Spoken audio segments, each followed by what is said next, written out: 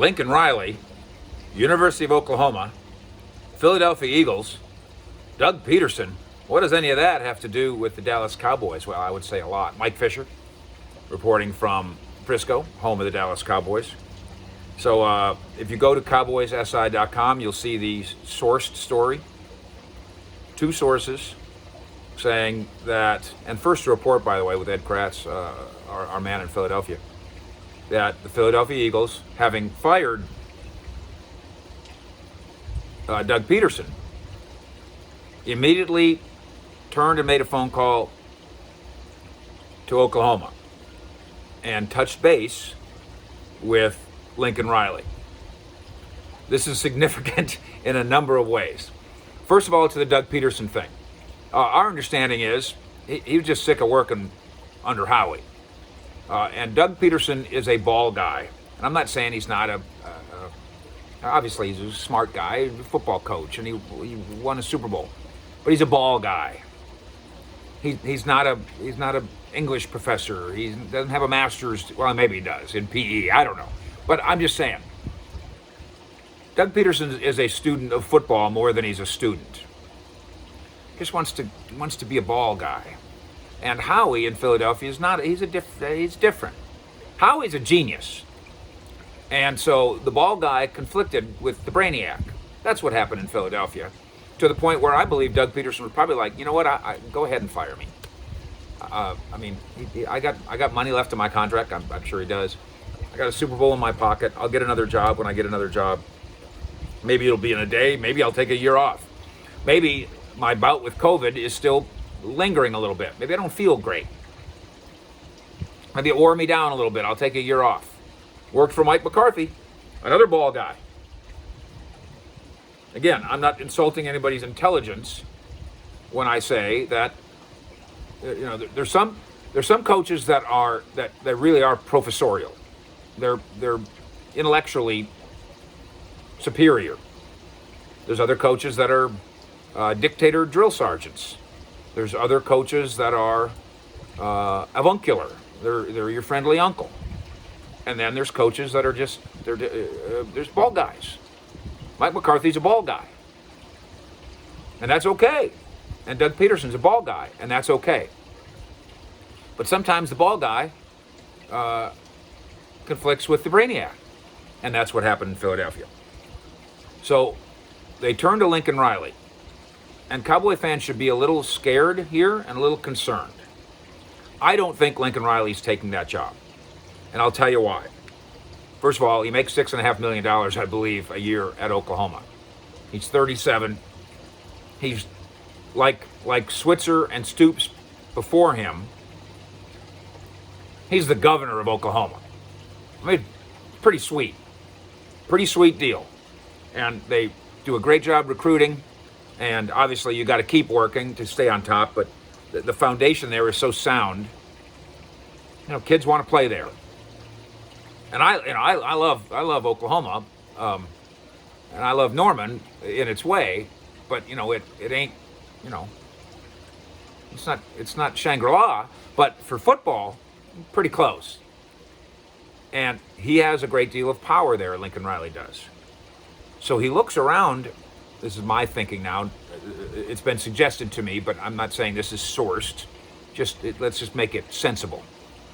He looks around at the lay of land in the NFL. And he looks and sees Ron Rivera in Washington is in charge. Ron Rivera is hiring their general manager. That's how in charge he is.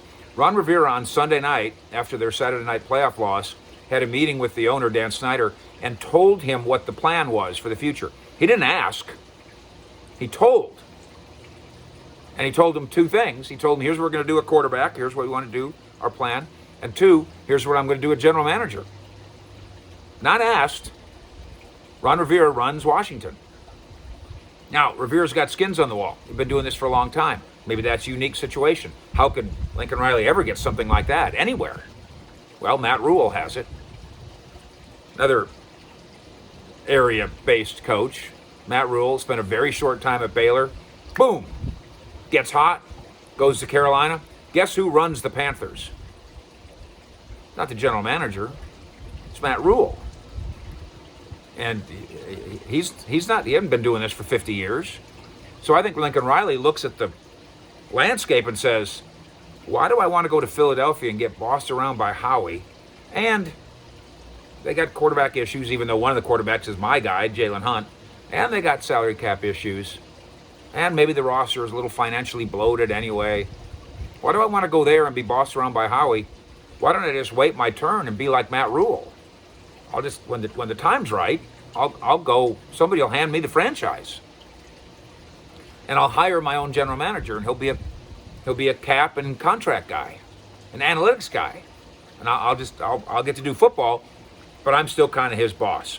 It's a Belichickian setup, and it's kind of like Greg Popovich. Those two guys have had it for years. Greg Popovich, San Antonio Spurs, NBA. Belichick, of course, you know. Belichick's so powerful, and understandably so, and no argument with it. Josh McDaniels, the reason Josh McDaniels wants to get out of there is because he's come to the realization, I'm not going to be the next head coach here. Bill's going to pick his own son, Steve. Bill's going to have Steve be the next head coach here. Watch and see. It's all set up. So Lincoln Riley's looking around saying, I can have that kind of authority when the time's right. Fine. The Cowboys hope that's true. You don't want to coach against that young hotshot. People that know him think he's got something special. Cowboys don't want to coach against him. Here's the other issue here, though, as it relates to the Cowboys, the Eagles, OU, and Lincoln Riley. Steven, I hope you called him last year. I reported a week ago that there was a tug of war going on between Howie and Doug. I put it on Twitter. I didn't write a story about it.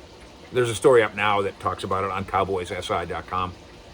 And got 5 million retweets, and of course half of them were Eagles fans saying, no way, you suck, what do you know? Here we are a week later. I called it a finger-pointing tug of war, and that the owner didn't know who to pick. That's what I wrote a week ago. Now we are here a week later, and the owner picked Howie and fired Doug. The finger-pointing ended up with finger-pointing at the coach. The tug of war turned into a Doug of war. Professional. I'm a professional writer and broadcaster.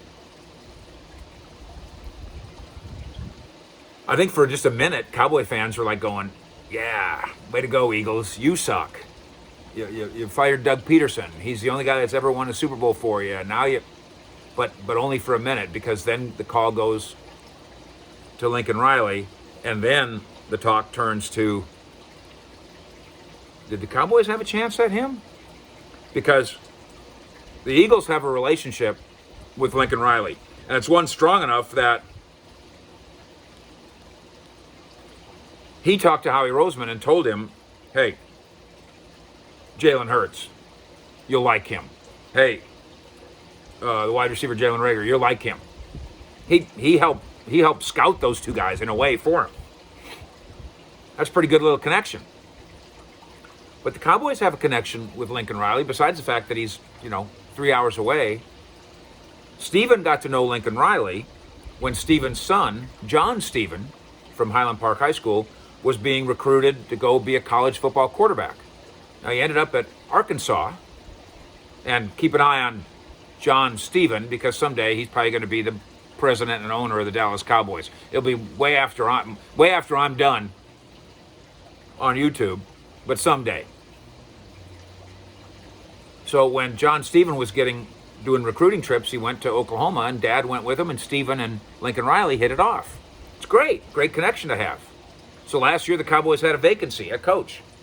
They let go of Jason Garrett. And they interviewed Marvin Lewis, and they interviewed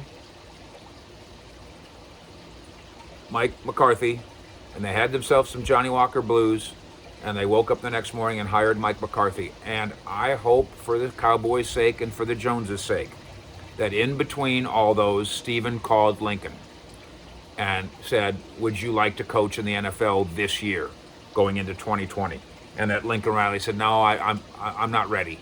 Maybe someday, maybe someplace, but I'm not ready. Or maybe Lincoln said, I want to go someplace where I'm in charge, and that won't happen in Dallas. That's possible too. But I hope Steven made that call. because the Eagles did. And as I speak to you now, they haven't been turned down yet. Let's hope that the Cowboys covered the same bases that the Eagles have covered by visiting with one of the hotshot coaches in the land, college or pro. And this, by the way, this isn't a takedown of what they did with Mike McCarthy. That can still work. There is nothing wrong with the dictator drill sergeant, Jimmy Parcells. There's nothing wrong with the professor. Bill Walsh is a professor. Marv Levy is a professor. There's nothing wrong with the lovable uncle. Wade Phillips is that. And there's nothing wrong with the ball guy Buddy. And Doug Pederson and Mike McCarthy are that. What happens is you hire one, he works for you for 4 years, then you go, boy, he was too soft. Let's get a drill sergeant. Then you hire the drill sergeant. Look what the Cowboys did. They had Bill Parcells, who was a dictator drill sergeant. Boy, he's rough on us. Who'd they replace him with? Wade Phillips, who was a lovable uncle. Boy, he's soft on us. Camp Cupcake, the media called it. Who'd they replace him with? The professor. Who'd they replace the professor with? The ball guy, the friendly ball guy. They did all 4 of them in 4 hires. And next, they'll probably do all 4 of them again in some order or other. Thank you for subscribing to what we do here. We will keep you posted on all things Cowboys, coaching staff, Dan Quinn, Joe Witt, retirement possibilities with not 1 but 2 members of the Cowboys defensive roster, and obviously the Dak Prescott contract, Cowboys free agency and draft coming up as well. Thank you for subscribing here. Hit that bell, tell your friends, and come get us on CowboysSI.com as well. Fish out.